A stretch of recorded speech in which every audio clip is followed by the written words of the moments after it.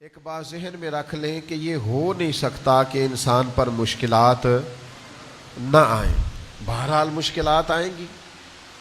یہ اچھوں پر بھی آتی ہے اور بروں پر بھی آتی ہے. صرف اتنا فرق ہوتا ہے کہ اچھوں پر آزمائش کے لیے آتی ہے اور میرے جیسے گناہگاروں کے لیے بعضوں کا سزا بن کے آتی.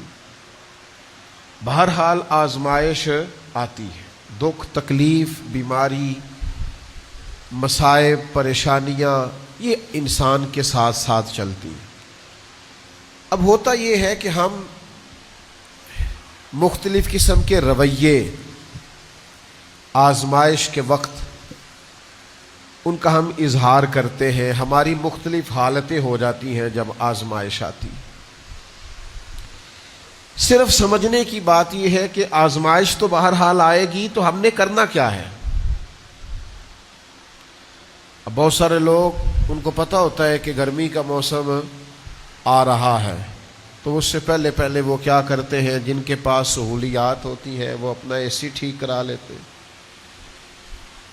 اس کی ریپیئرنگ کا کوئی کام کرنا ہو کرا لیتے ہیں. جن کو وہ میسر نہ ہو وہ پنکھوں کو صاف کر لیتے ہیں.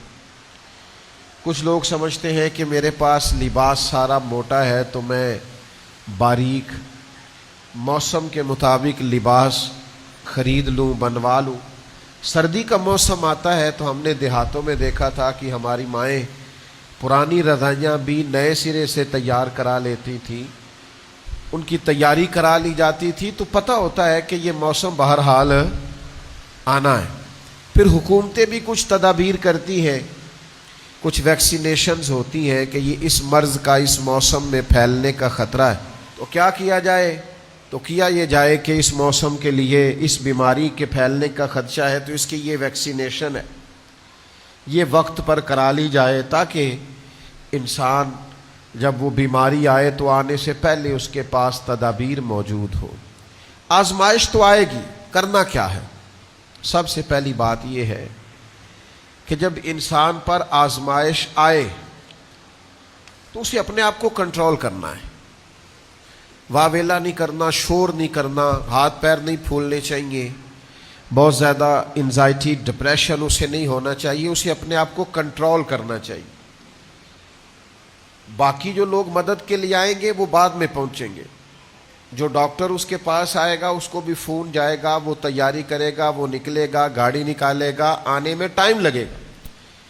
اس کے پاس اگر ریسکیو والی ٹیمیں آئیں گی تو وہ بھی ٹائم. سب سے پہلے اس سے ذہنی طور پر مشکل کے آتے ہی اسے یہ دیکھنا چاہیے کہ میرا اپنا کنٹرول لیول کس طرح کا. اسے اپنے آپ کو بہت اعتماد میں رکھنا ہے، تحمل میں رکھنا. مشکل آ گئی ہے، اب یہ فوراً نہیں جائے گی.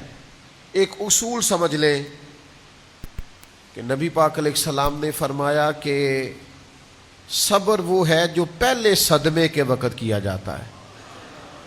جو عین مصیبت جب آئے اس وقت جو لوگ صبر کرتے ہیں اس کو صبر کہا جاتا ہے. جس کو ہفتے کے بعد آیا وہ صبر نہیں، وہ تو زخم ہی ٹھیک ہو گیا ہے. جس نے 1 مہینے کے بعد کہا ہے مجھے صبر آ گیا ہے تو وہ تو اب تو زخم ہی مندمل ہو گیا. اب تو وقت نے مرہم پٹی کر دی. تو سب سے پہلی بات یہ دیکھیے کہ خود پر آپ کو کتنا قابو حاصل ہے. آپ نے خود کس طرح کا رویہ کرنا ہے. آپ بالکل پریشان ہو رہے ہیں، آزمائش میں آ رہے ہیں، ہاتھ پیر پھول رہے ہیں، تو اس سے آپ اور زیادہ پریشان ہو جائیں.